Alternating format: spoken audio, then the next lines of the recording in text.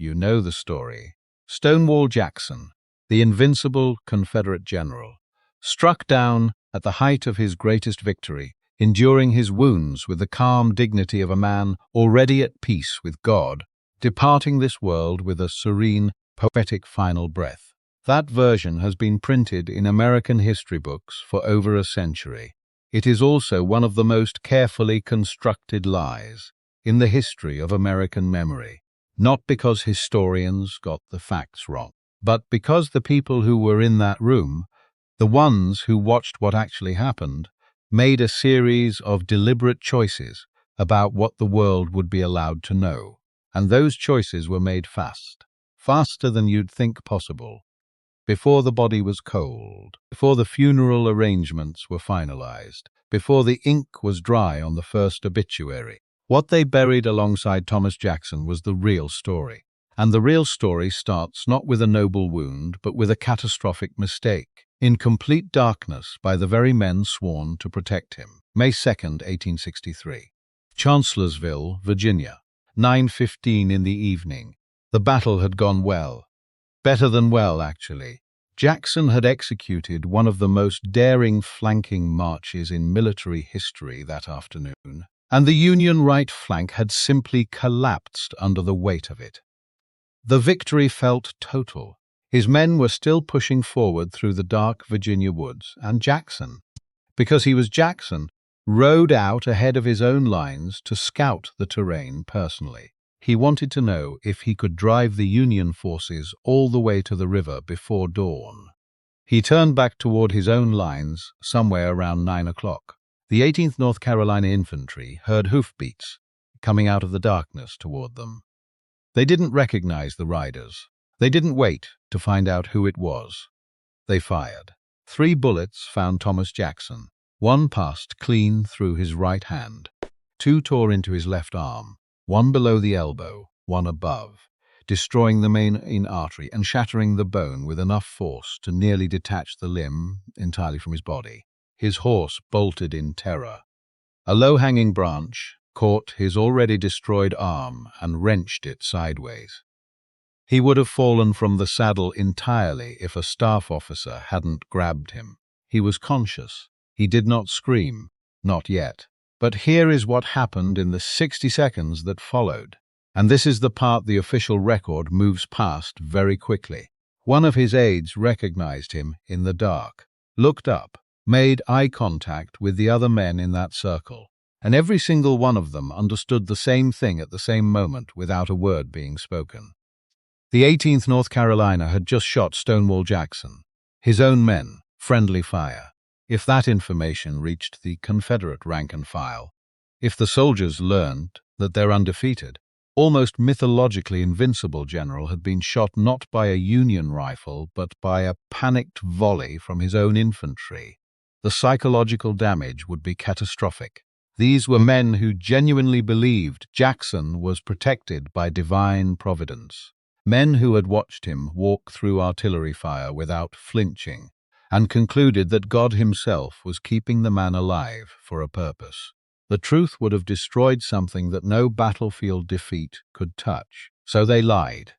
Immediately, systematically. They concealed his identity as they carried him rearward. When soldiers along the route called out asking who the wounded man was, the answer was always the same. A wounded officer, nothing more. His name was not spoken. The cover-up was not organized later, in some Richmond office. It began in that forest, in the dark, within minutes of the shooting, by men who understood exactly what was at stake. And then, as if the night hadn't already done enough, something happened that almost no account of Jackson's death gives proper weight to. They were carrying him on a litter through the dark when Union artillery opened up. The shell bursts came suddenly, and the litter-bearers panicked. One of them was hit and went down. The stretcher lurched violently, and Jackson was dropped, face first, onto rocky Virginia ground. He struck the earth hard. His injured arm took the impact, so did his chest. He cried out, sharply, involuntarily, the sound of a man whose body had just been dealt a blow it couldn't absorb silently. It was one of the only times that night he made any sound at all. They picked him up, kept moving, got him to the field hospital. And nobody, not the aides who carried him, not the surgeons waiting at the hospital, not the official reports filed afterward, fully reckoned with what that fall had done to the inside of his chest. That oversight would kill him. Just not yet. The field hospital at Wilderness Tavern was not the clean, orderly medical facility that later accounts tend to imply. It was a farmhouse. Rough wooden tables, buckets of dark water, lantern light that threw more shadow than it gave. The smell, if you've ever read first-hand accounts from Civil War surgeons, was a compound of things that don't belong together. Chloroform, which has a strange sweetness to it, laid over the iron smell of blood and the early, unmistakable rot of flesh that had been open too long in warm air.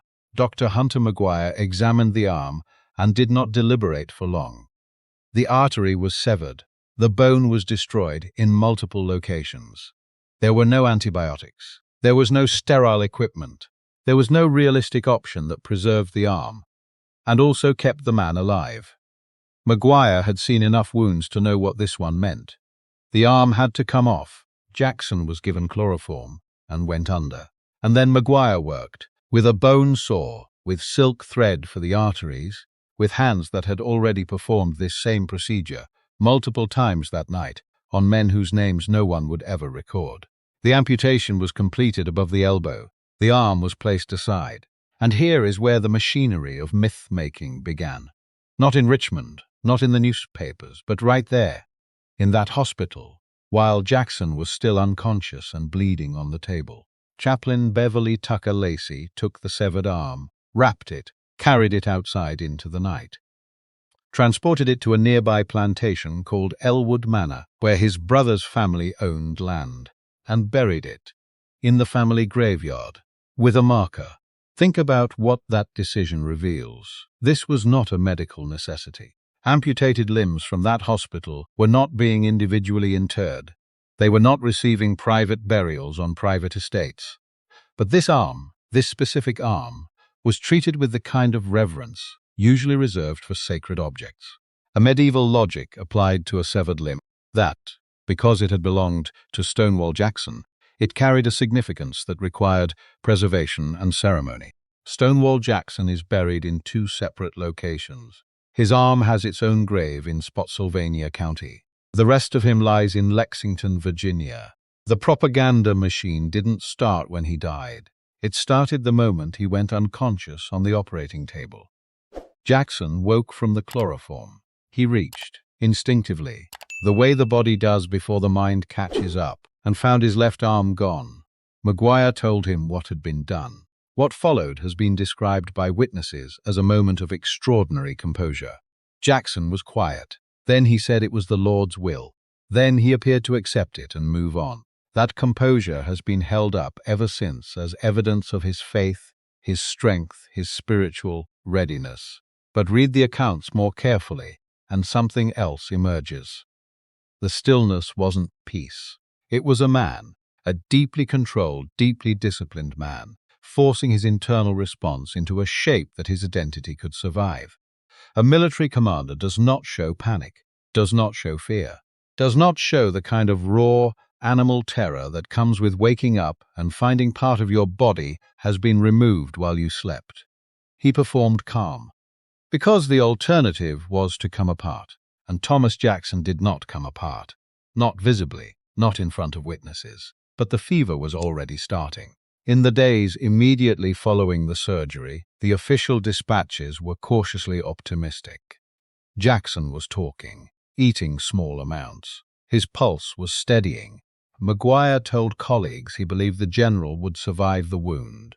The mood at Confederate headquarters, once the shock of the injury settled, shifted towards something resembling relief. They had no idea what was actually happening inside his chest.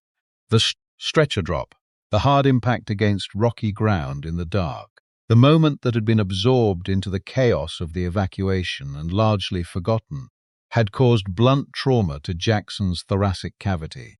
There were no X-rays in 1863, no way to image internal tissue.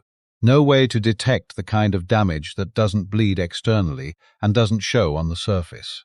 What had been set in motion in that forest road was pleuropneumonia, an infection and inflammation of the lining surrounding the lungs, almost certainly accelerated by the chest impact, progressing silently through the tissue.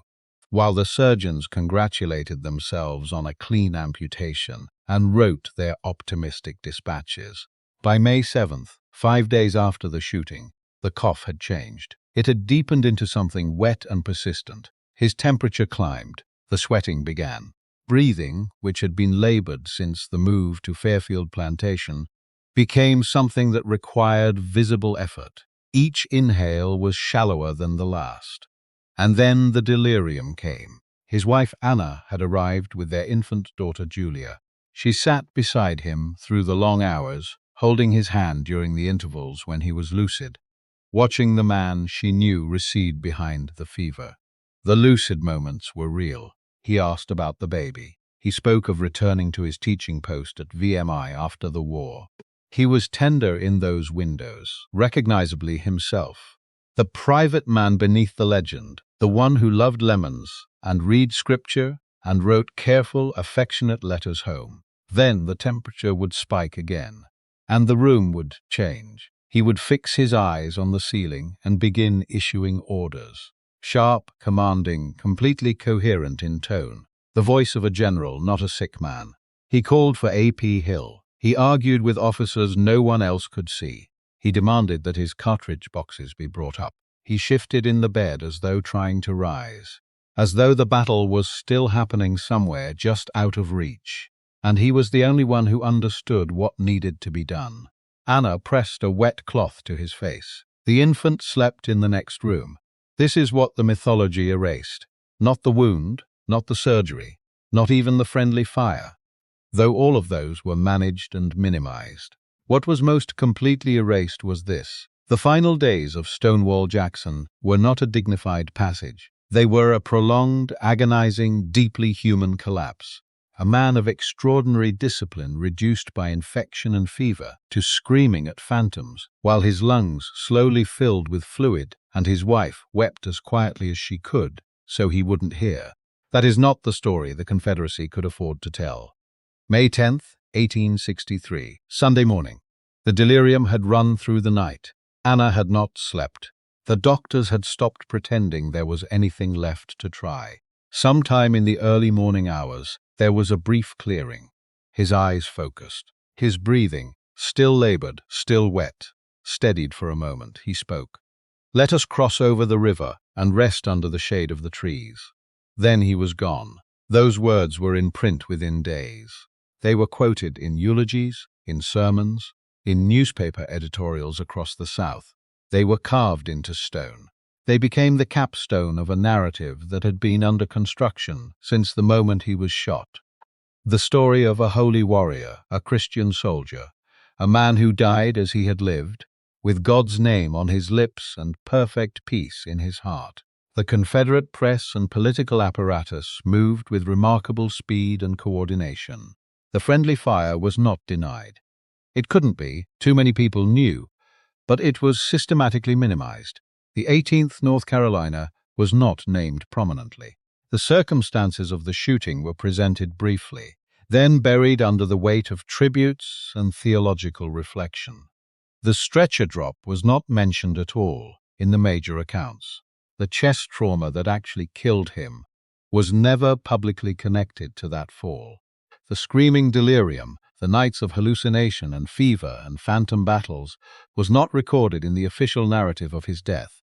What remained was the painting, a composed, noble, spiritually elevated departure, a Christian death worthy of a Christian soldier, a story that the South could hold up not as a tragedy, but as a kind of consecration, proof that even in death their cause was blessed.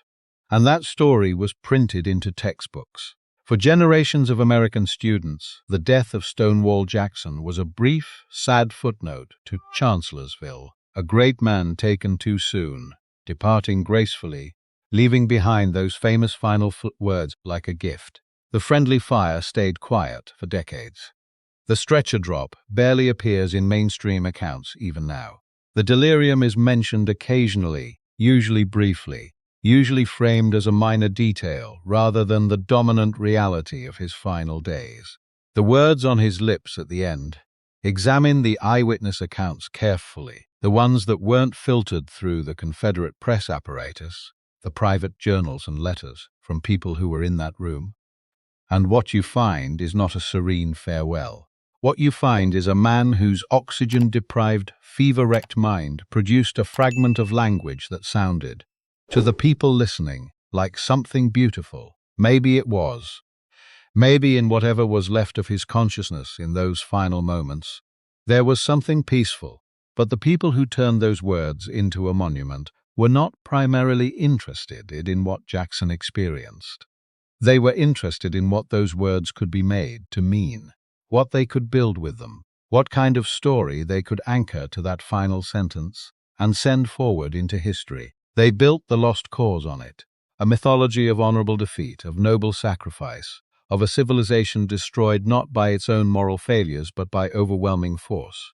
And at the center of that mythology, Stonewall Jackson, dying peacefully, departing cleanly, proof that God had favored these men even in their suffering. That mythology shaped how the Civil War was taught in American classrooms for more than a century. It shaped monuments, memorials, street names, school names. It shaped the framework through which generations understood what the Confederacy had been and what it had fought for. All of it built, in part, on the carefully managed silence around what actually happened in those final hours. One question is worth sitting with. The people who made those choices, who decided what to say and what to bury, what to emphasize and what to let disappear, were not operating in secret. They were journalists, politicians, military officers, clergymen, respected figures, credible voices, the kind of people whose accounts get preserved in archives and cited in textbooks, which means the mechanism that buried the real story of Jackson's death is the same mechanism that produces every official historical narrative. Credible voices, trusted institutions, careful selections of what gets recorded and what gets quietly set aside.